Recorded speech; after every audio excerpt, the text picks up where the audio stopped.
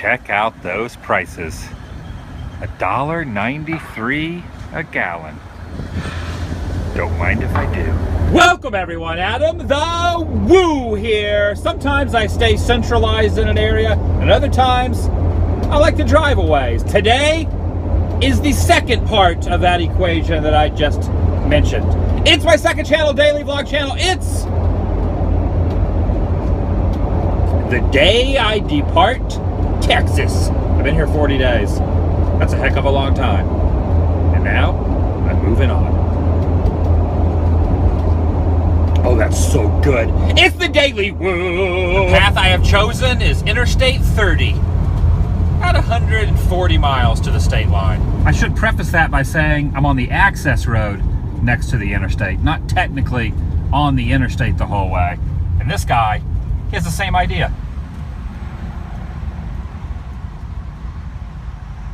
Even the little wheelbarrow cart there is painted like the Texas flag. I was noticing here on the side of the road these rocks that were obviously brought in and placed here for a reason. In fact, farther off there on the hill, there's even more of the rocks. I'm guessing someone bought this property and at one point was going to build a home or a business, and it just never happened. So they got the rock work laid down, but nothing else.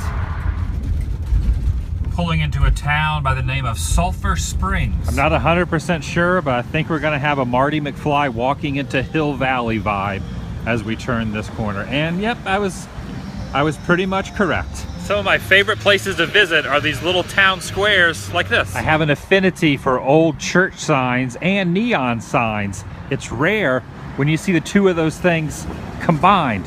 That is cool. You see a lot of this in this state. On the front of the doors where they are telling you no handguns allowed in church. That guy in that car was just blasting Smashing Pumpkins. Kind of made me laugh. And while I'm sure the focal point for most people is this amazing courthouse, I want to show you something super bizarre next to it. Actually, there's two of them, one here and one here. There is a toilet, a sink, paper towels, and look, outside can be seen everyone walking by, hanging out in the courtyard. This is super weird. Think of all the strange voyeuristic crap that's happened in here. See what I did there? Crap. And while it is kind of a cool idea, how do I get out of here? It is a little too strange for my taste. There was a very tiny part of me that wanted to use the restroom in there, but someone urinated all over the seat. No thanks. Okay, they got me. Why is this not your average ATM? What's different about it? Seriously. This person has a wishing well in their yard. I do like taking these side roads, even though they run exactly parallel to interstates. A little bit slower pace, and if you see anything interesting on the side of the road, you can easily pull over. Like this old gas station, all overgrown, but the gas pumps are still there, as well as the building. Wonder how many years that's been closed. Relics of the past, just rotting away under the Texas sky. It's very overcast and cloudy today. Hopefully it doesn't rain. It looks like it might. What do you guys think? What's your prediction on the weather? A few showers in the near future? Yeah, maybe. Could be. All right, see ya. What about you? What do you think? Rain or no rain? I know you're not a meteorologist. By the way, you know Pat Sajak used to be a meteorologist before Wheel of Fortune? There could be big things in your future. All right, keep grazing. Talk to you later. I wonder what's really going through the animal's mind as I'm speaking to them. Or maybe they understand me. Maybe they're answering me in their own way. Even though I probably don't want to know their answer. There's probably some 4-letter words involved. That is a big flag. Look at it compared to the size of the house below it. Going through a town called Mount Pleasant now. Oh, check out the name of that place. Lone Star. Title loans. I see what they did there. Oh, check it out. Dr. Pepper, clearly, I do not know how to talk, even though it did kind of make sense. Dr. Pep art. It was art, Dr. Pepper art. It works. What I like about this place, they have furniture for everybody! Some old classic cars there behind the fence, all lined up, being displayed. A couple tractors too. Wait, does that vehicle belong to Doc Brown? That's it! They found me! I don't know how, but they found me! I'm a traveling man. I've been a lot of towns all over the world, and it seems like lately all I'm seeing are a bunch of cows staring at me. This is downtown DeKalb, a very tiny town made famous by the death of one of the most popular singers in history, who died in a plane crash here on New Year's Eve, 1985. And inside this house is a museum with an artifact from that tragic event. The building's gone, but you have the sign left. Yeah. From the train station. And we've got a sign in front of the house also. And here's, I believe these were pictures of the old depot right here. Wow. This is the back end of the airplane. So where was the actual crash in town? Do you know where the location? A mile and a half south, just right out. Out in the field? Yeah. Yeah. They tried to, apparently, according to witnesses, he tried to land on the highway out there, but couldn't do it, and they couldn't get to an airport. The NTSB took it to Dallas, all the wreckage, and then according to what we were told, the pilot requested that part of the plane be brought back here. Pretty incredible though that it's still part of it remains. Yeah, yeah. One of Ricky Nelson's sons has been here, his youngest son. The others have not, but some of the band members' families have been here. Total of 7 people. And this newspaper was published about a week after the event. That burned all the way back to the tail. Wow.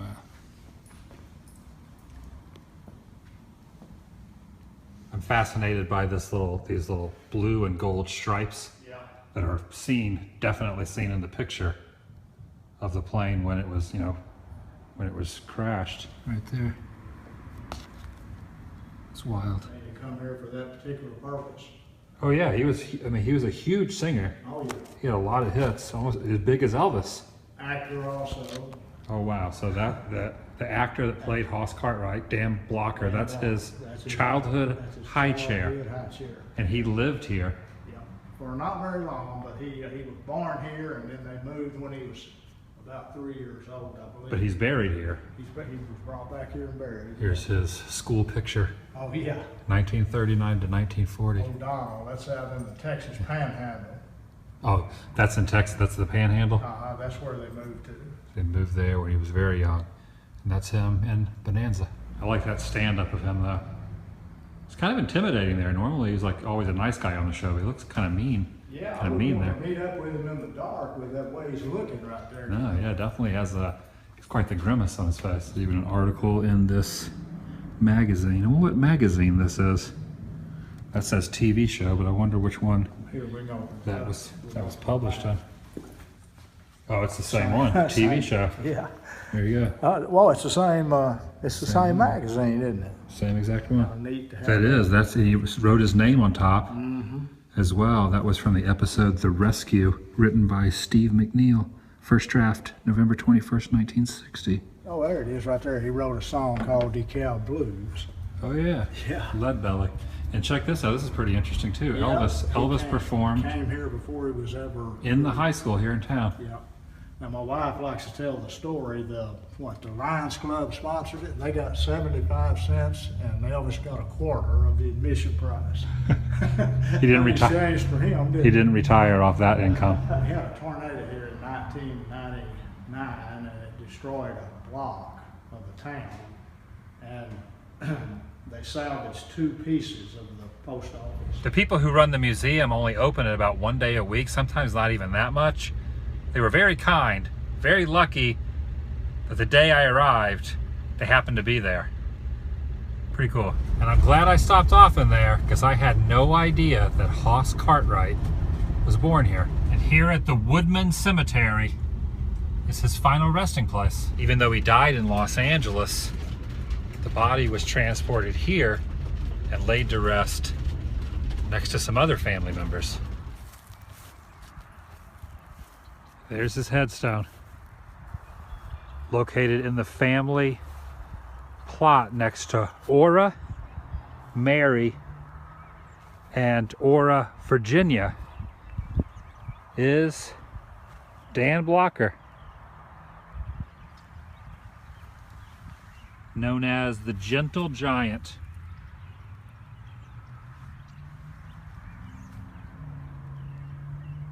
Such a great show, such a great character.